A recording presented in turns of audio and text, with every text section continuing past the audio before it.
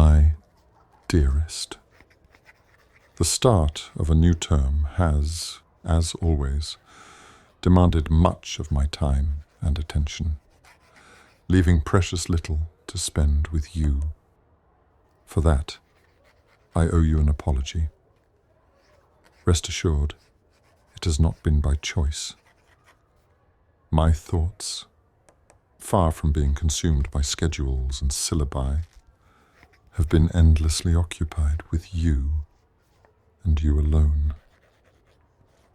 Every moment I have been forced to keep my distance from you, I've found myself craving your presence. The memory of your touch lingers on my skin like the ghost of a summer breeze, warm, tantalising, and maddeningly out of reach. I won't deny that my patience is precariously thin. In truth, it has all but vanished. I can no longer endure these days and nights spent apart, knowing that you are just within the castle walls, yet too far from my grasp. Tonight, I want you in my office.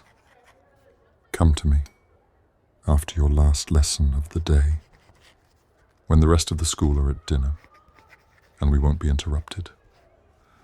The door will be locked, the fire lit, and I'm going to have you on my desk, the way I've fantasized about having you every night of this past week. I won't let you go until I've quenched the ache inside me that's been burning for you since the moment we last touched. I need to feel your legs wrapped around me, to hear you cry out my name as I take you again and again. I'm going to have my way with you until you forget the world outside these walls and remember only the way I make you feel. And I won't stop claiming you until the memory of your taste, your touch, and your cries are seared into me once again. Let me show you just how deeply I've missed you. Until tonight, yours, Severus.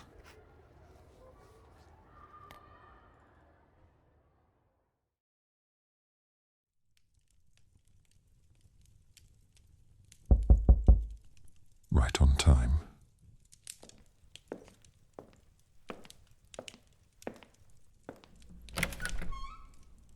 Hi. Come in.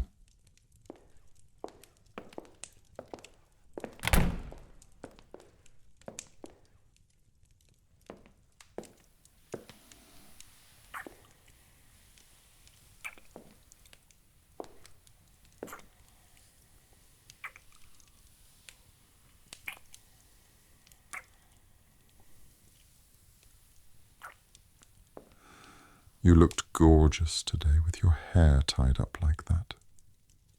When I passed you in the corridor this afternoon, it was all I could do not to pull you into the nearest empty classroom and ravish you right there and then.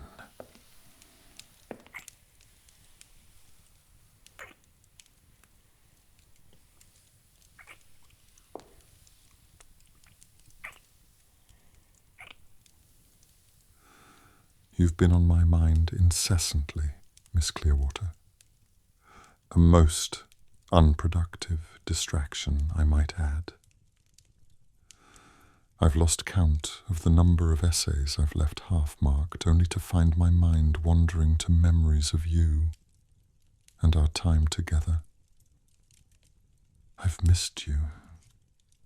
Since the new term began, it seems my duties have conspired to keep us apart. I live for the briefest moments when our paths cross around the castle, however fleeting they may be. This place feels colder without you near me. Even the dungeons seem darker, as though they too resent the distance. You'll forgive my boldness in that letter. I am not accustomed to sharing such thoughts aloud, let alone committing them to parchment. But ever since that first night, I've been utterly consumed.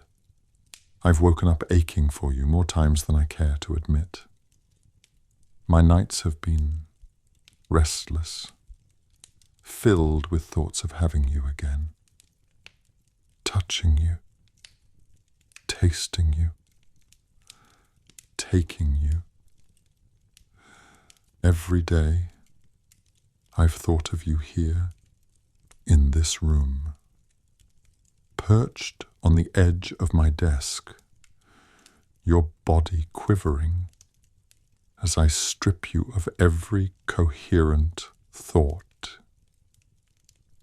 I've imagined the way your breath would hitch as I press you back, the sound of my name falling from your lips when I push you over the edge, how you'd clutch at the wood beneath you, powerless to do anything but surrender. Whenever I sit at this desk, surrounded by the trivialities of my work, I want to have the image of you, exposed, undone, and completely mine, etched into my memory.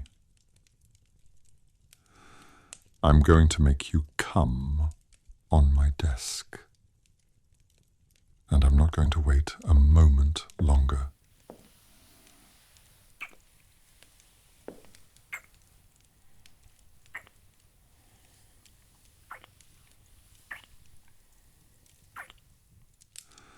Get up on the desk.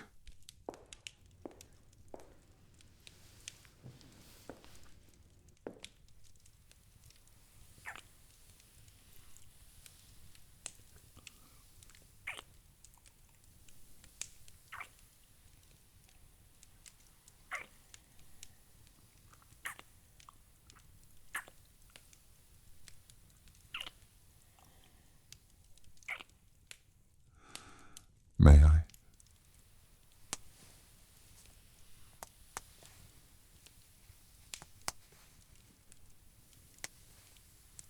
You truly are exquisite.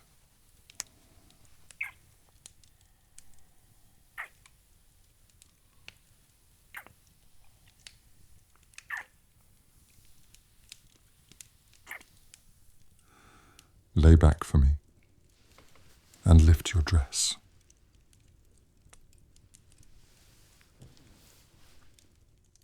Sensual doesn't even begin to describe your thighs. I must make it my mission to ensure you see them exactly as I do. Soft, powerful, and utterly flawless. These are very pretty. I've spent months wondering what kind you might wear. Lace? Silk? Something bold? Or something sweet? Though I must confess, whilst I've dreamt of tearing them off of you more times than I care to admit, the thought of having you while you're still wearing them is unbearably tempting. There's something deliciously wicked about it, don't you think? Pull them to the side for me.